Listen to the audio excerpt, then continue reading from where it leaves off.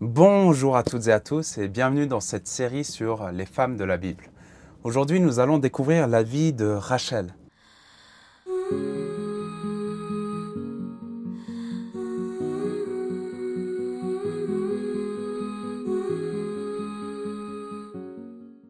Une femme dont le parcours est marqué par l'amour, l'attente et le désir profond de voir ses rêves se réaliser. Rachel est bien connue comme l'épouse bien-aimée de Jacob, mais son histoire est bien plus complexe. Elle traverse des épreuves, lutte contre l'amertume et apprend ce que signifie vraiment attendre avec persévérance. Alors, voyons ensemble comment Rachel peut nous inspirer à avoir foi en Dieu, même dans les moments d'attente et de frustration. Rachel apparaît dans la Bible alors qu'elle est en train de garder les troupeaux de son père, Laban. Jacob, en fuyant son frère Ésaü, arrive chez Laban et tombe instantanément amoureux de Rachel. La Bible nous dit que Rachel était belle de taille et de visage.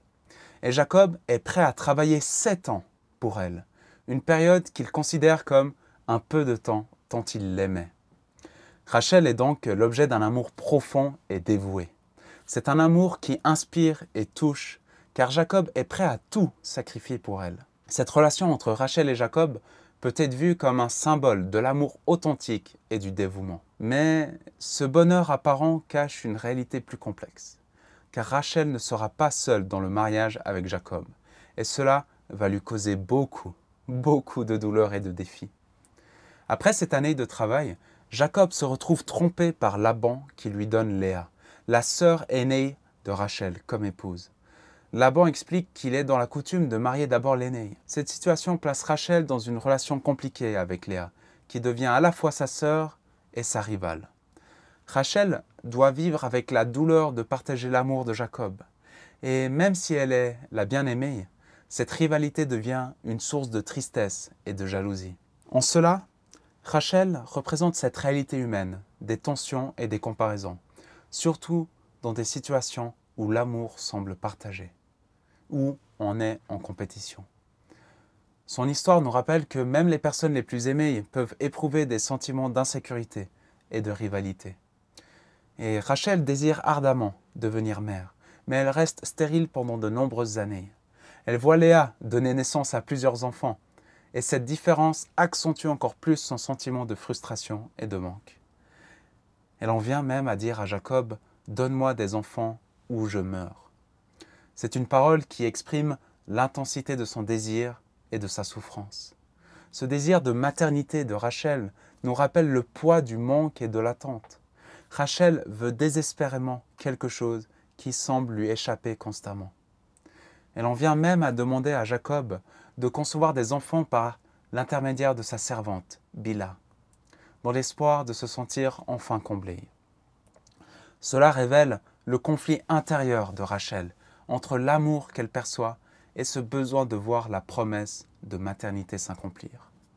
Elle devient ici une image de ceux qui, malgré tous leurs efforts, continuent d'attendre que leur désir le plus cher soit comblé.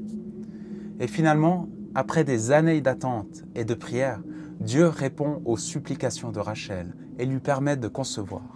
Elle donne naissance à Joseph, un fils qu'elle considère comme une bénédiction directe de Dieu.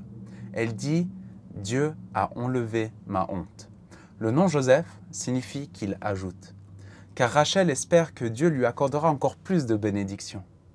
Ce moment est à la fois une délivrance et un accomplissement pour Rachel. Elle a traversé la rivalité, le sentiment d'insuffisance et maintenant, elle goûte enfin à la joie de la maternité. Joseph devient pour elle le symbole de la promesse de Dieu, un rappel que, même dans l'attente la plus douloureuse, Dieu n'oublie jamais ceux qui placent leur confiance en lui. La naissance de Joseph est une leçon puissante sur la foi et la patience. Dieu intervient en son temps et son timing est parfait. Rachel donnera naissance à un autre fils, Benjamin, mais elle mourra en couche. Son désir de maternité a été comblé, mais sa vie s'achève dans un moment de douleur. Jacob l'enterre sur le chemin de Bethléem, et sa tombe est marquée comme un lieu de mémoire. Sa mort tragique rappelle la complexité de sa vie, une vie remplie de désirs intenses, d'attentes et de joies incomplètes. Rachel devient un symbole de l'espérance humaine, des désirs profonds que l'on peut porter toute une vie et des épreuves qui accompagnent ces désirs. Même dans la mort, elle reste dans la mémoire comme une femme courageuse et aimée, dont la lignée continue à porter une bénédiction. Rachel nous enseigne que même quand la vie ne se déroule pas comme on l'espérait, il y a une beauté dans la persévérance et dans la foi qui dure, malgré les obstacles. Alors, que retenir de l'histoire de Rachel? Son histoire est celle de ceux qui vivent avec des désirs profonds et une attente prolongée. Rachel nous montre que même ceux qui sont profondément aimés peuvent ressentir de la souffrance et des frustrations, et que cela ne diminue en rien leur valeur aux yeux de Dieu. Rachel est aussi un modèle de persévérance dans la foi, de l'attente de la bénédiction et de l'acceptation de la vie telle qu'elle se présente, avec ses joies et ses peines. Pour tous ceux qui attendent que leurs rêves se réalisent, Rachel est une source de réconfort. Elle nous rappelle que Dieu connaît nos désirs et nos souffrances, et qu'il répond toujours en son temps. Rachel est un exemple d'espoir et de persévérance pour toutes celles et ceux qui attendent et espèrent. Elle nous enseigne que Dieu est avec nous, même dans nos attentes, et que ses bénédictions peuvent nous atteindre même après des moments de rivalité, de frustration et de lutte.